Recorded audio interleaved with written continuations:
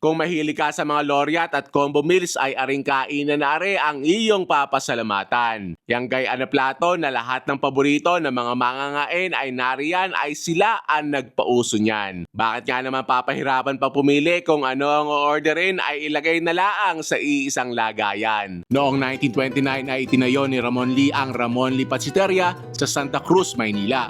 Pinakasikat dito ang kanilang fine meal na tinaguriang lolo ng mga combo meal dahil kompleto na sa pansit, ulam at kanin sa isang plato. Halos isang siglo na itong paboritong tambayan ng mga estudyante, empleyado at pamilya na naghahanap ng sulit at masarap na kainan. Ang in-order namin ay itong fine meal saka isang budget meal. Narin yung bestseller nila, nandito yung chicken, nandito yung pancit canton, merong yang chow rice, merong Shanghai, merong soup, merong pang saging, kanilang famous na fried chicken. Kapag fine meal ay 1/8 of a chicken ang kasama.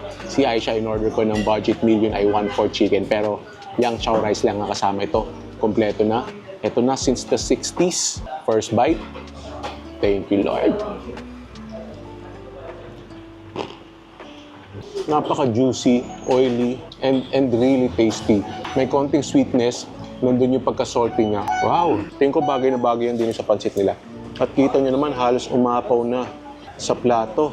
Pansit. Classic na pansit canton taste. Ano naman yung soup nila? Yan, may tokwa, may pork.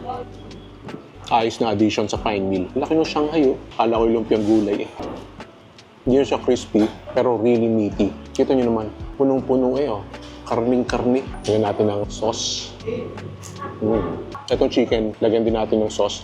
Pero actually, hindi na kailangan eh. Sarap na ng pagkaka-salty niya sa tamis eh. Yang chow.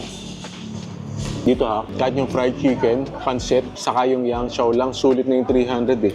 Eh may Shanghai pa, may soup pa, may saging pa. Kung hindi ako nagkakamali, are ay mga original recipe pa. Kung ano yung ine-enjoy nila noon, yun pa rin ang ine-enjoy nila ngayon. Ay siyatik me kung napapaibig!